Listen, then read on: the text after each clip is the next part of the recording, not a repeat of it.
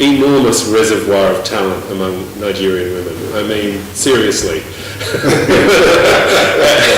You've met more Nigerians than me, but you know, I meet Nigerian women and men every day, and I think, gosh, you know, why not? This is absolutely a no-brainer that women should be participating and giving their all and contributing their talents to public life here for the benefit of the country. So it's all for the good, and we do want to encourage that. But you know, it's an easy job in a way because the talent is there. It's just about looking at ways in which you know, barriers can be removed or reduced so that women have the opportunities afforded to them in the same way that men do. If you are just joining us, well, we have the third segment, and this is one on one with CKN on CKN News TV. Our guest today is no other person like Australia High Commissioner to Nigeria, His Excellency Paul Lehmann. Your Excellency, sir, let's just look at another aspect, because basically we are looking at the bilateral relationships. Australia is also very good in the areas of sports. I watched the Commonwealth game. In fact, one of the things I regretted today was not attending that Commonwealth game. It's something that I would have really loved, because I was blown away by what I saw, and also how strong Australia is, not only in the areas of organizing such world standards, it's also even the participations. We are very good in so many of the rugby. Australia is good, cricket, Australia is good. We had the World Cup and so many other games that I understand. And I've been looking at areas that how can Nigeria learn from what you're doing? What kind of assistance can you give our sportsmen and women? Because part of the problem we have here is exposure. We have so much talent, but they don't have the requisite exposure because they don't have the environment to be able to get it. In what areas do you think Australia can assist Nigeria in this area, in the area of sports? Well, one of the reasons why we wanted to host the Commonwealth Games, and we've hosted it a number of times, and also we've hosted the Olympic Games twice. Exactly. Is because we want to share that spirit of sportsmanship and competition with our friends from around the world, and to give them an opportunity to participate using our world-class facilities and allowing them to compete at the international level in Australia, and to demonstrate to the world what we believe the benefits of promoting sports, team sports in our various societies and communities. I mean, there's too many benefits to list, everything from health benefits for individuals, but also as a way of promoting community cohesion and to ensure people are able to participate in an activity that builds relations between teams or between communities or between towns or between tribes or between states. To us, this is a way of ensuring that people are interacting in a positive way to build their societies. So sport is much more than just kicking the ball or winning or putting on your outfits. It's about promoting a richness in our social and cultural and political life, and we're very strong in supporting that around the world. In our near neighbourhood in the Pacific and in Melanesia, this is something that we support very strongly, and also here in Nigeria where we can. I remember when the torch came through, the Queen's baton for the Commonwealth Games. I went down to Lagos and I went to the State House, and it was fantastic. It was a celebration, and we were singing and dancing, and I thought, this is what sport can do. This brings people together. It brings people together from different nations and cultures, and we all play on that level playing field. So we're very happy to. I mean, Australia is as you pointed out, a sporting country. So I am sure that it won't be the last time we host the Commonwealth Games or other teams from Africa, from Nigeria, in other arenas, and we look forward to promoting that when that happens. Australia also have been saying, especially from those of us from this part of the world, noted as quote unquote gentleman country. Okay, politically, you don't see Australia getting involved in all the kind of complaints people or other countries get into. You have always been advocating peace, everything you do, and that has given you some kind of liking to your country, and that is something that people look up to.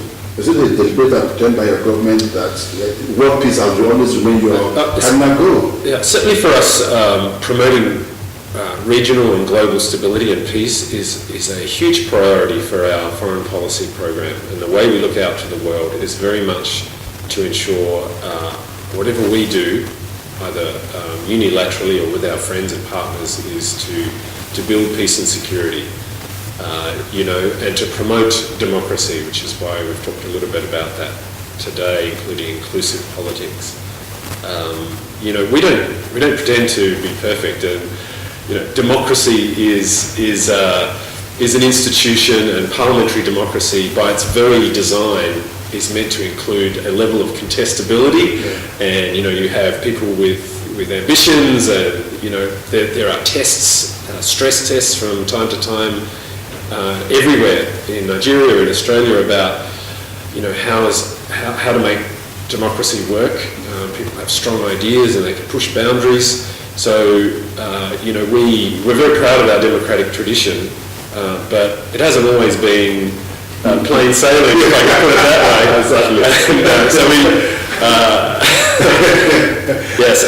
Take a look up close at any country's politics. But we're very proud of our tradition and where we've come. We are the only country, or one of the very few, that peacefully voted itself into existence in 1901 when we federated a collection of 6 former British colonies that through a series of national conventions in the latter part of the 19th century decided that we would federate without any conflict, or this was a decision taken by popular vote to become a country. And that doesn't happen very often, and we're proud of what we've been able to achieve over the last 115 or 20 years since then. And improving our democracy, because it's a work in progress in every country, and ensuring that from our earliest times of our federation, ensuring that the right to vote was extended to women, and then ensuring that people were able to participate, to be elected to parliaments. In fact, my home state was the first jurisdiction in the world that granted the right to women to simultaneously vote and be elected to the state parliament, or to the colonial parliament as it was then. I can understand where you're coming from. Exactly. And that's been a work in progress for us, including our Indigenous people as full members of our democracy and of our nation, and respecting their place in our national story. So, I'm very, very touched by your compliments, and yes, we are very proud of what we're doing, and our mission to promote peace and stability around the world, and friendship, including with countries that are far away. So for Nigeria and Australia, as we started out saying, there are so many things we have in common. And one of the things we don't let impede our relationship is geography and distance. Because for an island continent at the bottom of the world, we've always had to reach out, near and far, mostly far, to our friends around the world. So for us, it is natural to have friends where we have to make some effort to get there. So I always say to Nigerians, they say, "Oh, Australia is so far away." I'm like, for an Australian, that is part of, like, it's in our bones. Yes. We are born with the knowledge that our friends from around the world are typically going to be a long way away, but that does not impede our sense of how we see our role in the world. As we wind down, for an average Nigerian who wants to go to, we're looking at area of tourism now, who wants to go to Australia on holiday, tourism, what are the basic, somebody has never been to Australia, but basically which areas they should be looking at? I always love it when I have friends and other people I know from Nigeria who travel to Australia. I actually caught up with a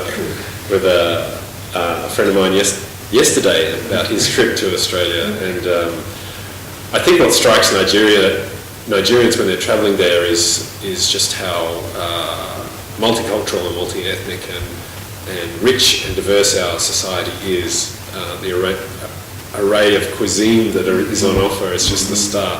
But of course, there is our cultural assets, our natural assets, our beaches, our deserts, our mountains, our wildlife. Of course, everybody knows about our wildlife, and truly they are national assets. And having the opportunity to share that with visitors is something that makes Australians very proud. Good. Now we would like to anchor now. Now coming back to Nigeria, culturally, is there no Nigerian food you like? Well, yesterday I took a photo of it. Actually, I should put it on my social media, on my Twitter account, if people would like to follow me at OzHC. But I had the best jollof rice I've had. Jollof rice, and I don't want to restart the jollof rice because it wasn't Nigerian, but it wasn't Ghanaian. Really? It was Beninese, Beninois. Oh, really? Made here in Nigeria, but to a Beninois recipe. So I'm thinking maybe that's the third way to seek peace in the Jollof Wars. But Nigerian cuisine is very, very rich and diverse, and appeals to the Australian palate because of the spiciness of it, because we're very much used to now enjoying foods from around the Asia Pacific region, which are often very spicy. So when you encounter spicy food here, you think, this is great. It's something I enjoy, and I enjoy sharing Nigerian food with my Nigerian friends. It's a great way to bring people together. Now, how will you want to be remembered if you live in Nigeria? I certainly will be taking Nigeria with me wherever I go after I conclude my mission here. There'll always be a little part of me that stays with this country. I've been very fortunate to have met many Nigerians from across the country, and I've visited about half of the states in all the regions. So to me, it's not a country that you casually encounter. If you come to Nigeria and you get to know the country and its people, it stays with you. And I really look forward to that continuing association. It's not a country you cut and run from. And on an individual level, it's always there. So as far as being remembered, I think I'm not so much looking for my personal remembrance or legacy, but more to see that expressed as the continuing friendship between our two great countries. And that's something that I'll be, I'm already very proud of what we've been able to do with Nigeria, including the many visitors we've had over the years that I've been here. At the end of this month, I'm travelling to Australia. There will be a large contingent of Nigerians travelling to what we call Australia Africa Week, which is happening in Perth. There will be a Nigerian investment roadshow, which will involve a number of key figures from business and government from Nigeria travelling to talk to their counterparts in Australia. Raising the profile of the relationship, raising the potential for where we can take it in the future. Nigeria and Australia are natural friends, and that's the thing that maybe many Nigerians and Australians haven't quite realised. So, but we are making progress there, and it's a great cause for optimism in my view. Thank you very much. Thank you, Chris. Your Excellency. Also, for those watching, look out for clips of that event on CKN News TV. We'll try to get such clips across to you. It's been a wonderful day. This is one of the best interviews we've had on the station. If you're just joining us, well, too bad. You need to just rewind to catch up with all we talked about. It's been a wonderful moment talking to our guest today on CKN one-on-one. It's no other person than the Australian High Commissioner to Nigeria, Mr. Lehmann, who will be talking to us close to an hour now on Nigerian-Australian relationship. And we believe they've had so much. And I believe whenever we have time, again, we'll come on here to answer us. Mr. Paul, thank you, Chris. Wonderful. It's great to be with you. Thank you. That is the end of the program for today. Join us another time as we bring you another edition of One-on-One with CK on CKN News TV. Thank you for watching. Bye for now.